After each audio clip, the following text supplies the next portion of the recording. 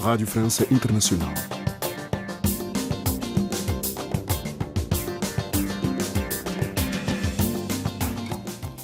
Muito boa tarde, bem-vindo à segunda parte da nossa emissão desta quarta-feira, dia de Magazine Artes. Começamos com a rúbrica Convidado. Em foco está a situação no sul de Angola.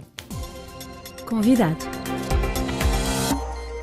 Seca, fome e doença aguda é o quadro crítico existente na região sul de Angola. As comunidades locais prevêem o colapso até ao final do ano e acusam o governo de falta de transparência na gestão dos recursos do país, como diz a RFI Domingos Fingo, da Associação Construindo Comunidades. A situação é extremamente crítica, na medida em que cada vez mais que o tempo da seca, o tempo de cacimbo se prolonga, a situação vai se agudizando cada vez mais e nós corremos o risco de atingir o colapso até lá para os meses de setembro, outubro, porque a realidade está mesmo extremamente difícil. Pode exemplificar? A desnutrição severa, e essa desnutrição está a trazer doenças pulmonares, doenças estomacais como tosses e diarreias agudas.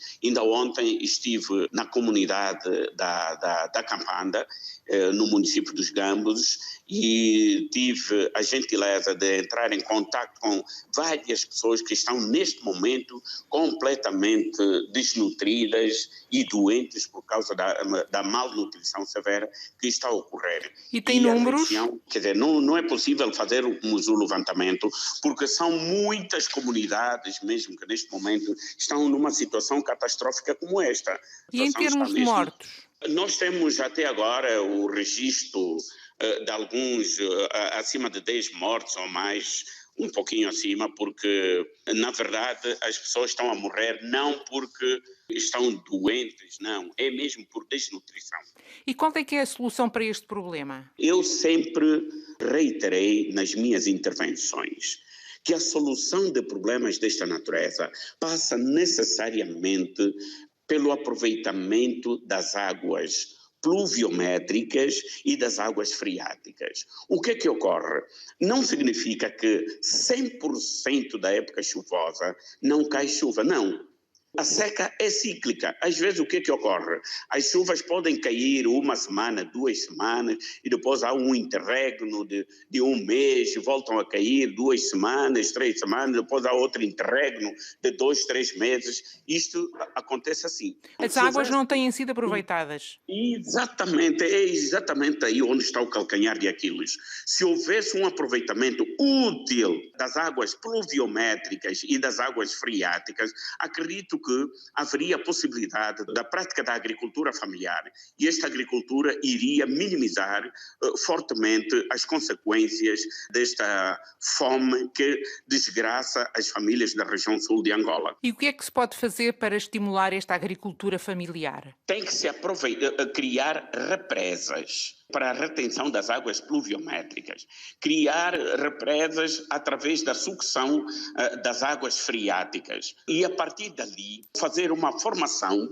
porque as comunidades locais têm muito pouca experiência nessa perspectiva da agricultura e da fruticultura e então haveria programas concretos, não é, susceptíveis de garantir a formação na perspectiva agrária dessas comunidades, haver, digamos assim, o fornecimento de tratores, garantir bombas de sucção da água, motobombas, para permitir a irrigação das lavras que eventualmente pudessem ser criadas. Ou criar, digamos assim, grupos de famílias para a prática da agricultura familiar. Organização da comunidade.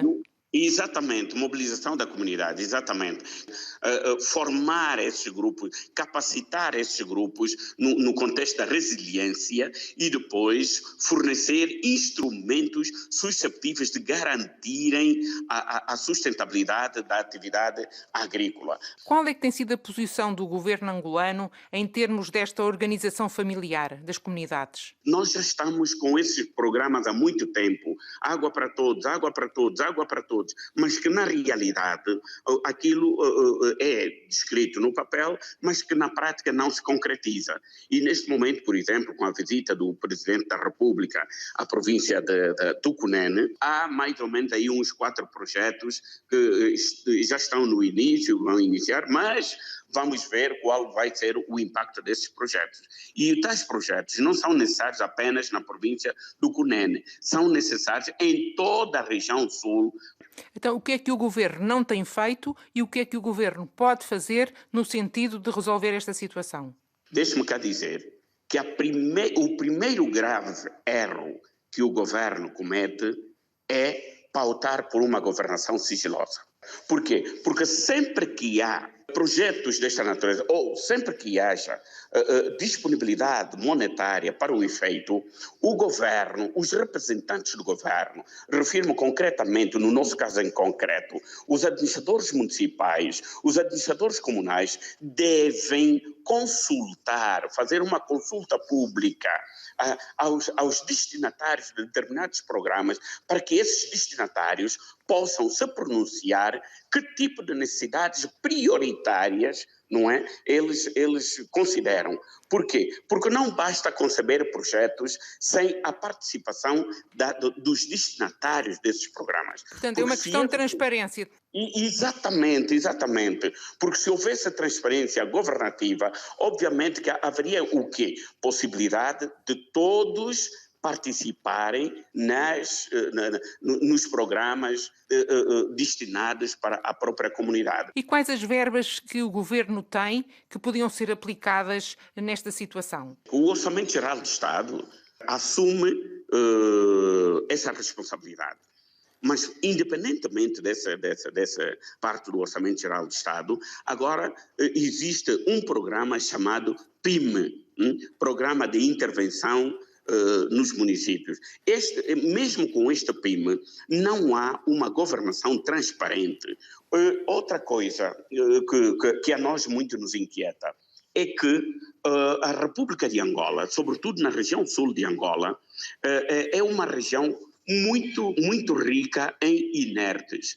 Empresas há que fazem a exploração de inertes na região sul, mas violam peremptoriamente aquilo que está acautelado no Código Mineiro.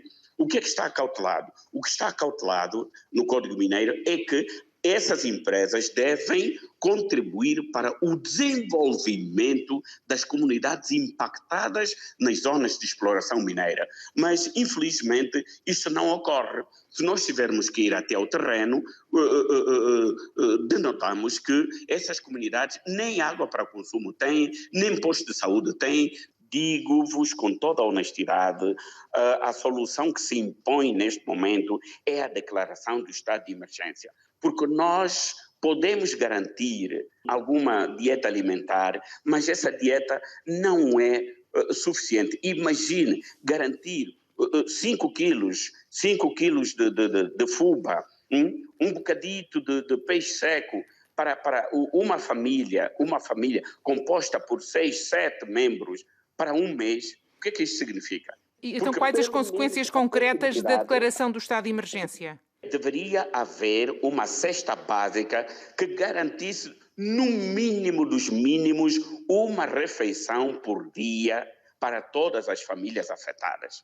Então que peguem os recursos monetários existentes e que garantam um programa de levantamento contextual, comunidade por comunidade, e ajudam, no mínimo, essa comunidade a ter pelo menos um saco de 50 quilos de fuba por mês, pelo menos 5 litros de óleo por mês, sei lá, uns 5 quilos de sal por mês, uns 10 quilos de peixe salgado por mês, que é para garantir esta sobrevivência. Angola é um país muito rico. É um paradoxo.